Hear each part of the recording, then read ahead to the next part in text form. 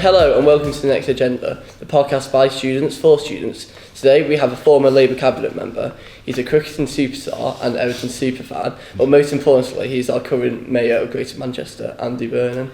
Thanks, Ollie. I'm really honoured to be on The Next Agenda. Thank you. Thank you. So shall we get started? Let's get into the first question. What would you say was your biggest inspiration for getting involved in politics? Oh, so if I go back to when I was your age, so this would be the mid-80s, and I didn't grow up in a political family. My mum and dad were interested but not activists, if you know what I mean. Most people think politicians have always got councillors. I didn't, not one person. But it was quite a political family. But the 1980s, maybe a bit like now, was quite a challenging, difficult time. Lots of things were happening in the northwest that felt unfair. Things were closing, jobs were going. It was quite a tough time.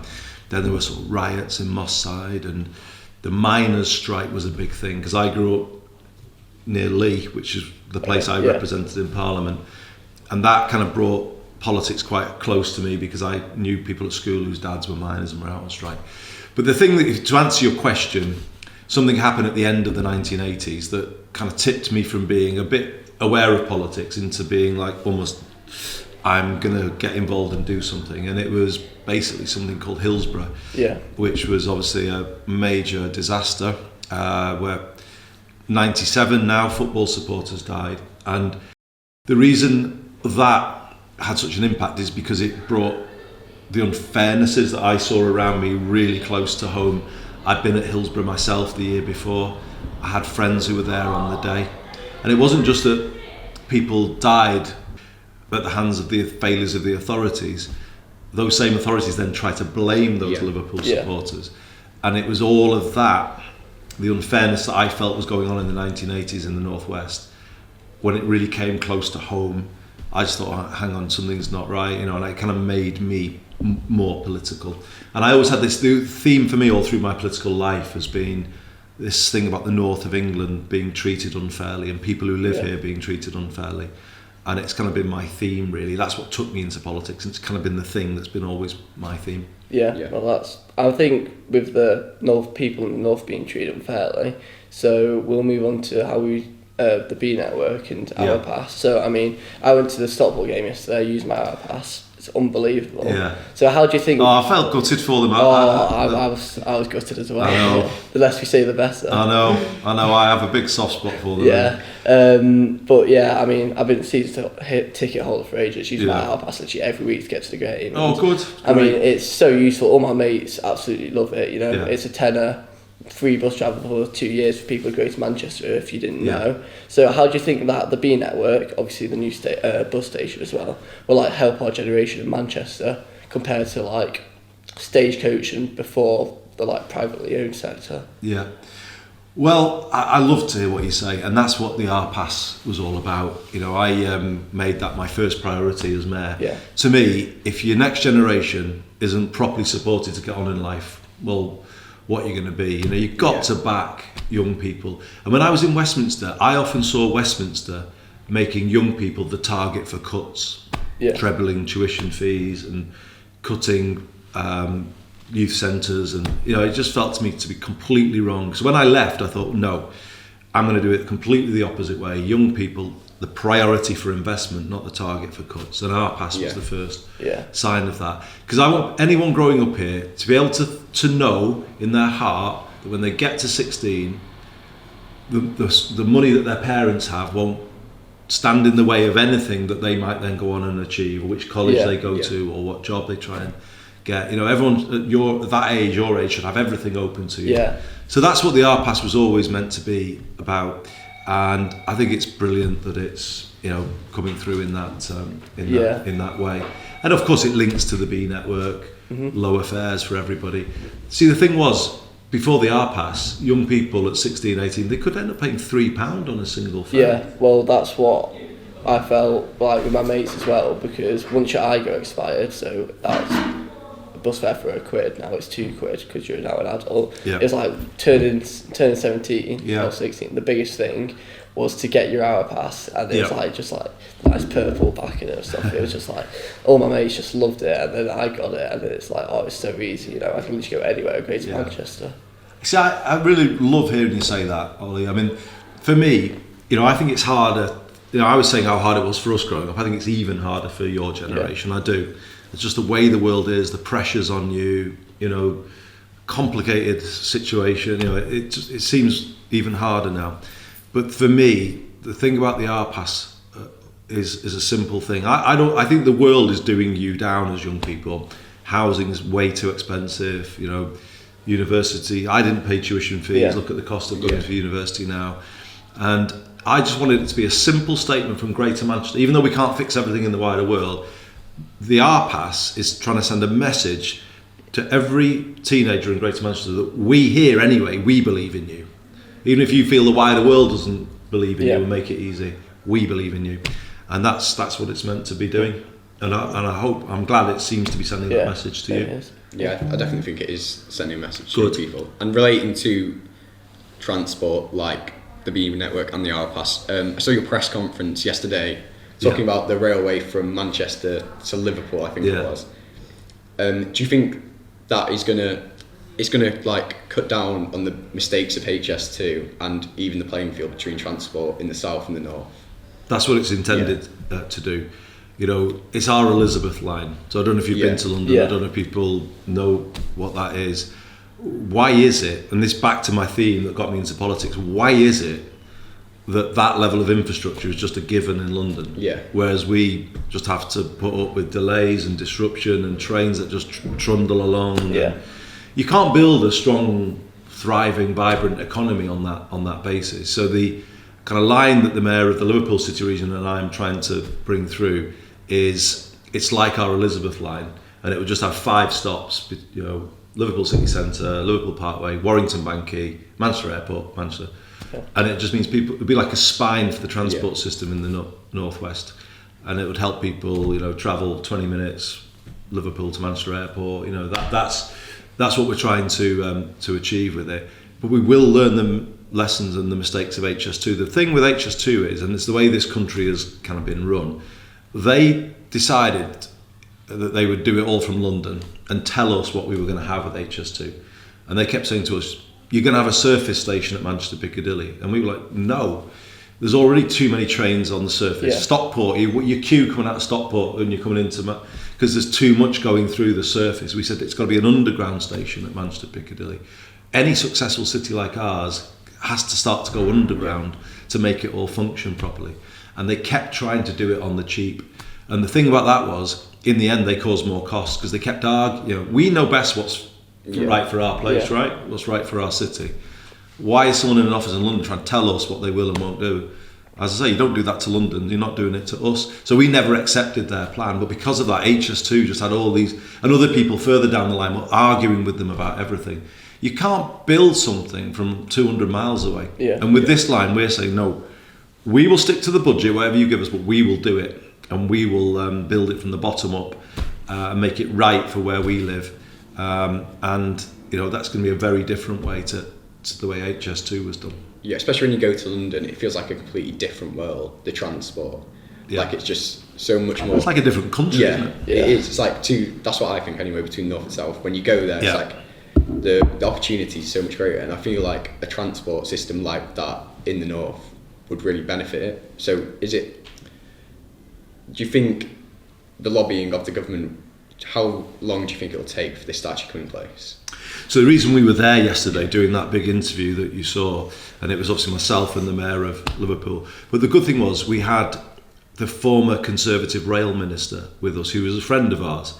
And, we work like that. Steve and I, when we left Westminster, we don't just do the point scoring thing and, our party's great. And it's not like that. When you got to work with good people, and Hugh's a really good person, and he supported us when he was the minister. And it was brilliant that he then said, no, I'll carry on working with you.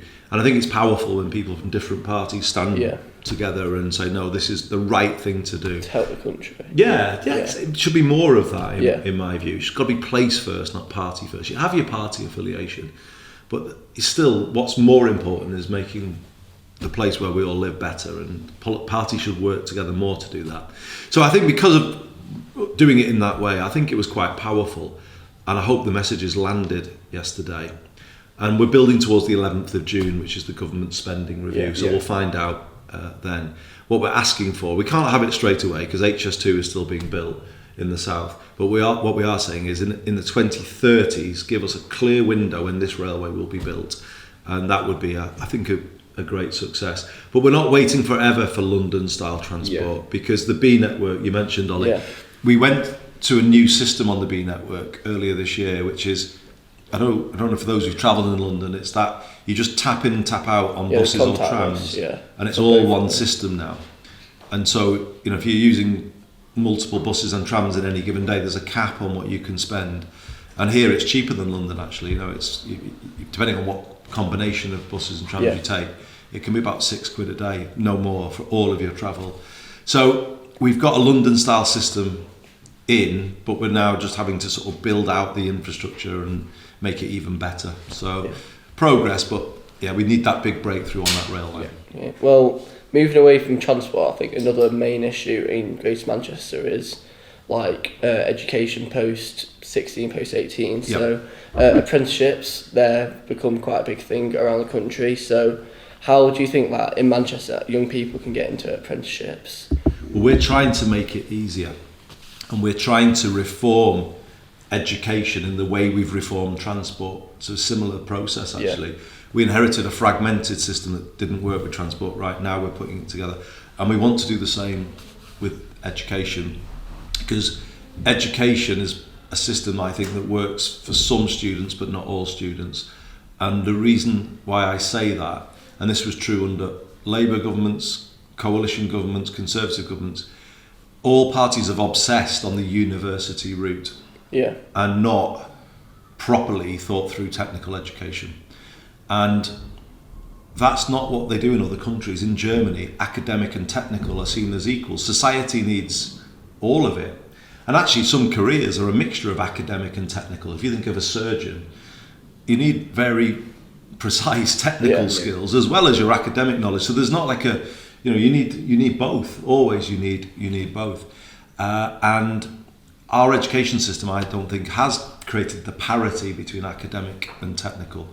And certainly for your generation, for the university route, I went on it. If it's right for you, it's brilliant for you. And I'm not in any way diminishing that. But there's a lot of young people who don't necessarily want that and want something more practical that takes them more quickly to paid employment. And actually 2/3 of young people in Greater Manchester don't take the traditional university route. And my argument to the Department for Education is, we've got a system here that's built for 1/3 of young people, but it's not actually serving 2/3 of young people properly. So I want a system where you've got 2 equal routes at 14, and one will take you to, you've got A levels for some, but T levels we think are a good thing that the last government brought in. And then you could go to UCAS to look at your university choices, but I've created something called GMAX, which is a portal to look at all of the work-related opportunities. And then you get apprenticeships, degree apprenticeships, where people go for, so you get parity all the way through. And some might say, if you create this is the Greater Manchester Baccalaureate route, which I'm the technical route. If you get the MBAC route right, some would say it'd be a better route, because you can get a level 6 degree qualification but no debt at the end of it. And there's a lot of young people in Greater Manchester who would say, well, that's a better route, not just a sort of equal route. Yeah, well, also, I think apprenticeship's a big thing, then work experience as well. So just quickly, we got Nora and Caitlin over here, shadowing you. Yeah. So we didn't realise this was a thing. Could you just tell us something about this scheme quickly? And is this maybe you trying to also get young people involved into politics? Yeah, definitely. I think it's incumbent on me to open the door to the next generation. It's brilliant to have Caitlin and Nor with me today, because I do shadowing. I think it's really important that politics doesn't look this remote thing that you can't really get a handle on it and understand it. So I always on a Thursday, when I do the hot seat on BBC Manchester, get a good grilling off Mike Sweeney. He knocks me about a bit, and so do the voters. But it's great. That's politics in action. It's really, you and people who follow this podcast will be learning in textbooks about politics and theories of politics. And politics, when it gets to the actual delivery of it, is quite, cut and thrust, as you know. But the hot seat's but it's really good though, because it's just, this is what voters are thinking about, worrying about, and they ring in, and that's politics in its very bread and butter. Like purest form. Yeah. But I always invite people to shadow that, because then they can see the sort of the breadth of the issues, what voters are actually thinking, and then obviously we've been out and about here in Stockport today, and I just want young people to have a feel, but I also believe work shadowing should be more linked to what I was saying a moment ago about the MBAC and the technical route we're building. I want engineers to do more work shadowing, lawyers to do more work shadowing, because I just think your generation, as I said before, society has made it harder for you to find your way in the world, and I'm a big believer you just got to open the doors that are shut. And one way I'm fond of describing Greater Manchester at the moment is, unlike when I was growing up, when everything was closing, the city's not like that anymore. It's kind of amazing opportunities in the city. I mean, look at the skyline of Manchester. It tells a story, doesn't it? All of the skyscrapers that have come in. So in my era, we had to go south to get on in life, because there just wasn't things here. It's not true for your generation. You could stay in Manchester and have no detriment to your career prospects, because there are really good graduate and other type jobs in Manchester. But for many kids growing up here, I still think they can see the skyscrapers from their bedroom window, but they can't see a path to how they might work there, or they can't imagine that they would belong there. And I think in the next bit that we're in, it's about breaking that down and opening up the doors of those places, and that's what the shadowing, I think, can start to do. What would you say, you think, do you have any funny political anecdotes, any stories that just our listeners might enjoy? Oh my God! How long have you got? How long is this podcast? I've been around a long time. I've done so many. You make a lot of mistakes in political careers, and I've done it all really, and been there. And there's one. You want an anecdote, right? Yeah. So, right. And it is a fairly funny one. I know when politicians say something is funny, maybe the rest of the world doesn't think it's like an insider thing. But, right, so it was 2015, and I put myself forward to be leader of the Labour Party. You may just know, you probably know, you were way too young, weren't you, at that time? But anyway, people's parents might remember it, right? So I was the front runner, and it's always bad when you're in politics to be the front runner. You'd rather be the slightly dark horse on the rails, but no, I was and all the pressure was on me. So everyone thought after the 2015 general election, I was the favourite to be the leader of the Labour Party. And always in politics, something unexpected happens, and the unexpected thing was, by one MP, so one MP who told me they were going to vote for me, in the end switched their vote. And that allowed somebody called Jeremy Corbyn to get onto the ballot paper. He wouldn't have even been on the ballot paper without one MP who told me one thing and then voted for Jeremy Corbyn. And all of a sudden, the momentum that was with me, completely transferred to Jeremy. And I always, we weren't fully on the same page at times, but we had a lot in common, and we always got on well. But all of a sudden, hundreds of people were turning up at his rallies, and then I was like, oh God. And I'd been all a bit suited and booted and a bit too, kind of careful about it. And also I started breaking free into if I'm going to fight, I'm going to have to really go for it. So I remember towards the end of my kind of campaign, it was about a week to go, and I knew I was behind, and I just thought, I have to go for it now.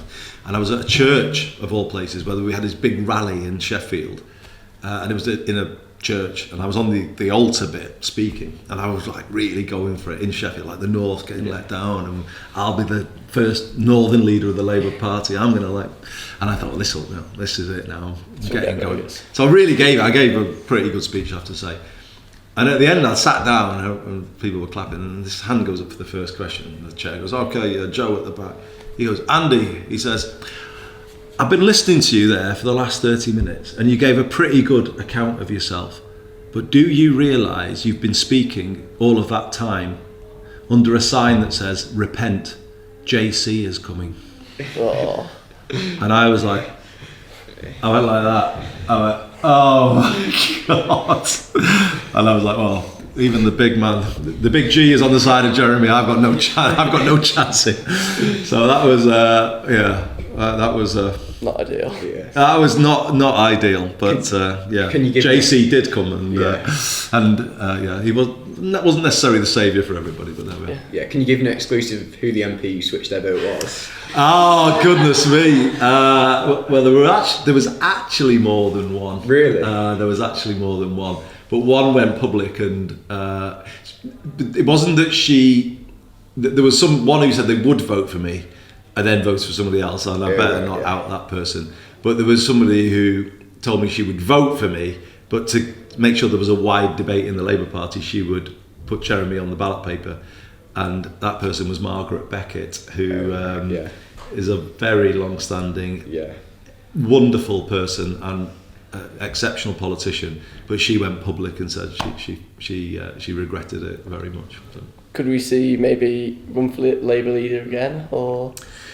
Well, you never say never in life or politics. When I came here and left Westminster, everyone thought I was just coming here to lick my wounds, bide my time, and then get straight back in the mix down there. But it's never been that. Everyone, because they think that Westminster's the only show in town. And actually, I've loved the 8 years I've been Mayor of Greater Manchester more than I loved any point of the 16 years that I was in Westminster. This has been by far the best period that I've had in politics. And I think we've built something that's challenging Westminster. So actually, to be honest, I've never been in the mindset I want to race back down there, and because that's the only place that matters. It isn't. I think what we're doing here in Greater Manchester is actually, in some ways, embarrassing Westminster a bit. They never fixed the transport system for us. Well, we've done it. So, and other cities are following us now, and other mayors. So the change, I think, is kind of the energy in politics. I think is more with devolution than it is with. Yeah, you kind of set a precedent with devolution. You can definitely feel a shift towards more like mayors and more like local council. I hope so. I'm glad that you say that. I hope you feel that. But so there should be. Because we've lived in a country that's very centralised from a political point of view, where London and the South East has dominated, and they've been deciding what's right for us, like HS2, like I was saying. Well, no, I'm sorry. It's about we decide ourselves, and that's what devolution means. But I just would want to get over something, to share something with you that might mean something to the people who follow your podcast. And I'm not in any way saying to anyone listening that becoming a member of Parliament isn't a sort of really, really prestigious and quite amazing thing to do. It's a privilege to do it. But what I would say to anybody who's thinking about that, and yourselves if you're thinking about that, do it with your eyes open. And what I mean by that is your eyes open to what the Westminster system is. Because personally, I think it's in need of very serious reform. Because I was in there all of those years, and the Westminster system works on the premise of the 3-line whip. And what that means is you're told how to vote. If you don't vote this way, the party's going to kick you out, and you'll lose your seat. And so it tries to kind of control everything like that, top down. Everything's controlled, and therefore when you go into a TV interview and you're meant to follow the lines that the party gives you. It's no wonder that politicians then don't come over very well to the public, because they're not really freed up to be who they are. American politics gives more independence to congressmen and women and senators. They can act more independently, whereas our members of Parliament don't have that. Some do, because they just are mavericks and they go off and they do their own thing, but most don't feel they can do that.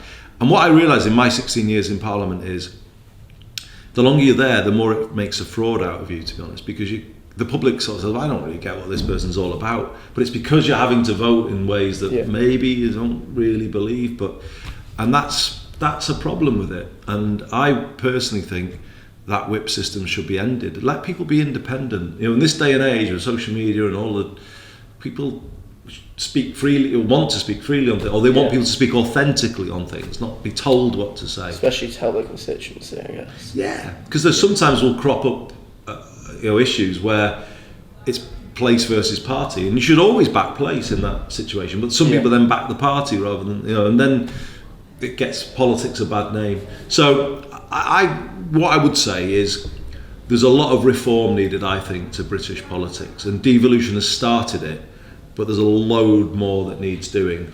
The whip system I mentioned, I wouldn't have first past the post. Yeah, okay. I would have proportional representation. Is that just direct proportional representation? I would for the Commons, yeah. Every vote, until every vote counts, every person, every place won't count the same. Yeah. It will always be the case that political parties will see certain constituencies as more, and therefore, and certain people within those constituencies, and it won't then, decisions then will be skewed. So I think PR creates a more level playing field system. How can anyone justify to two people of your age that half of our national parliament is unelected? I mean, can you get your head around that in 2025? And it's not just that it's unelected, the vast majority of those unelected people live inside the M25. Yeah. And they are making your laws and our laws. Yeah. And the thing about it is, this is another flaw of Parliament.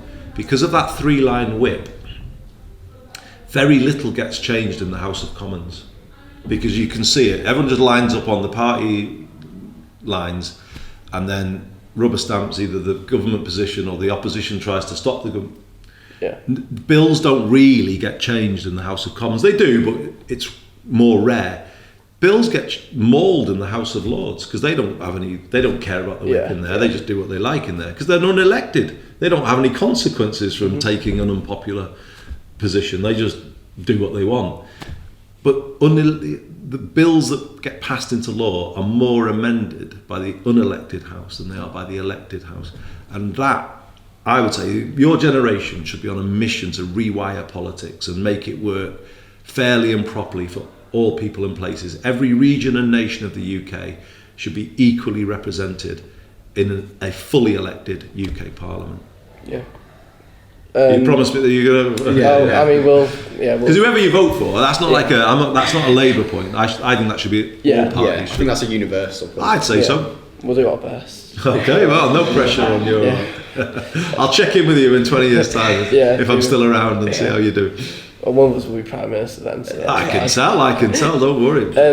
So I think carrying on with that, like, what would you say to anyone our age, younger, who actually feels disillusioned with politics? Because, people say, politicians are all the same. Do you think, like, as you said about the whip system, obviously you said that needs changing, but what would you say to someone who feels just disillusioned in general? And do you think Westminster allows that to happen? Do you think Westminster allows people to say politicians are all the same because of like the whips and stuff?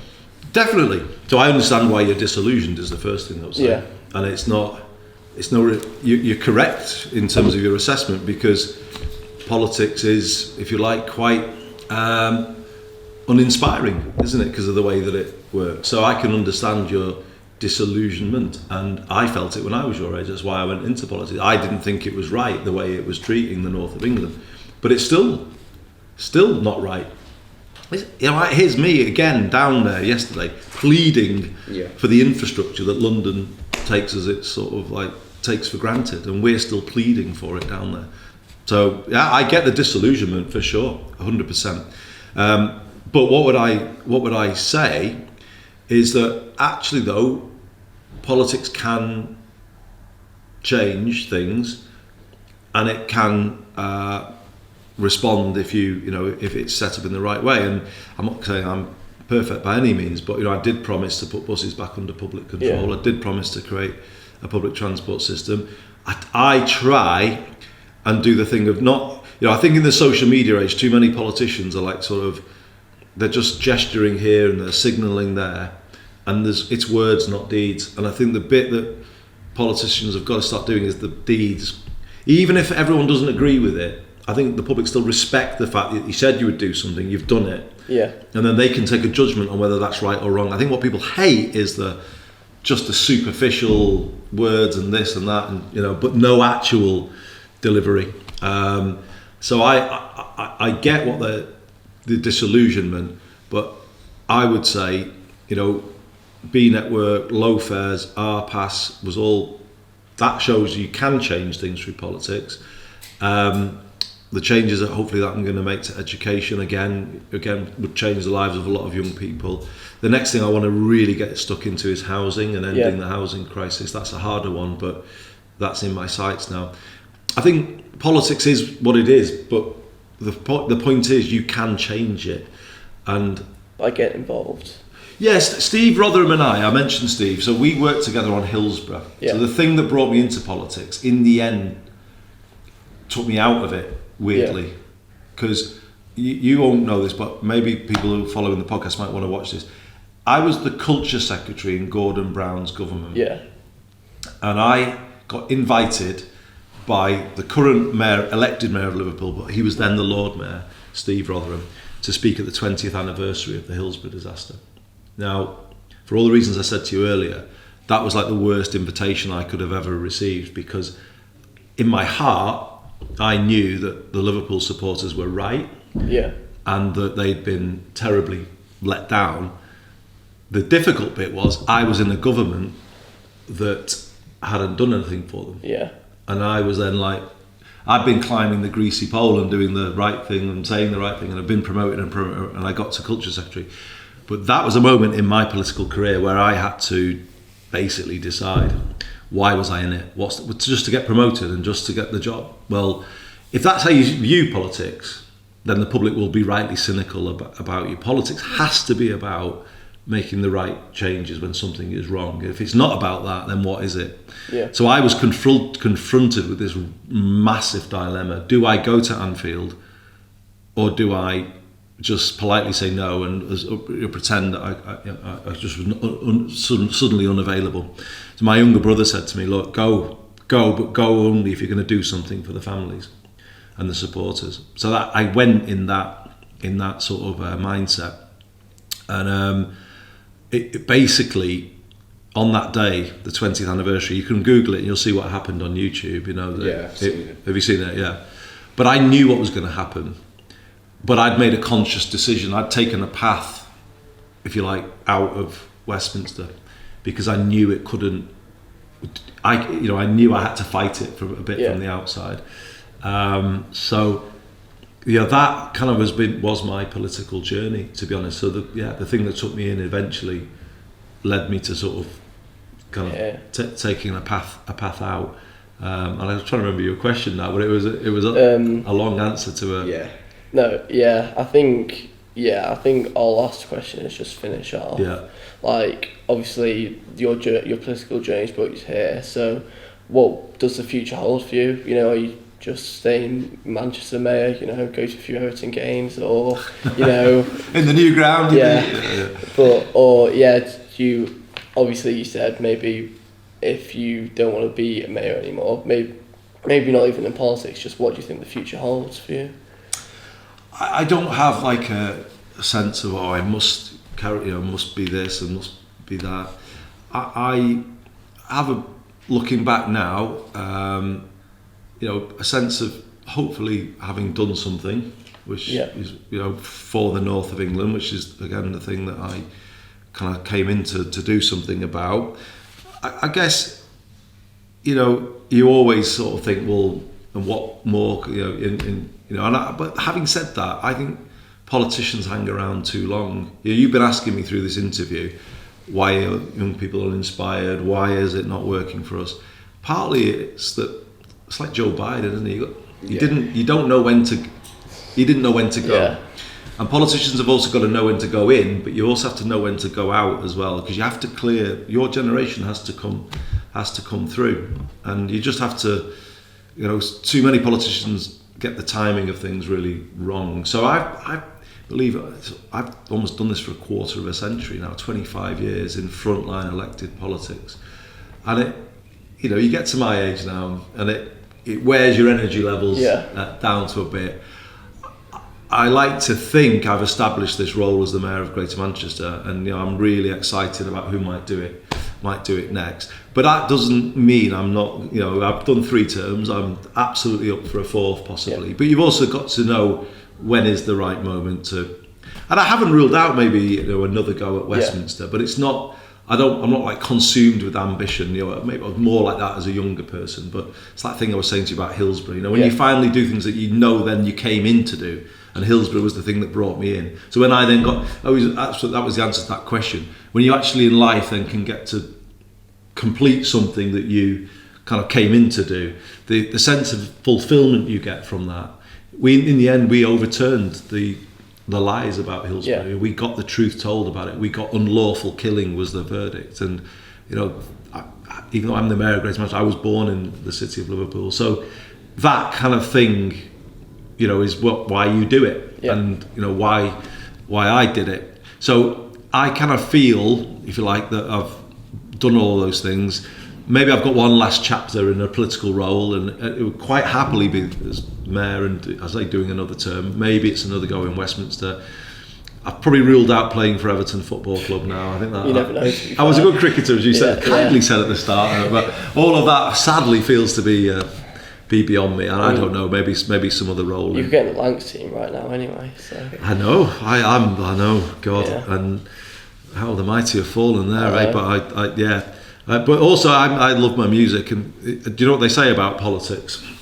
They call politics show business for ugly people, and I think I've probably been the living proof of that.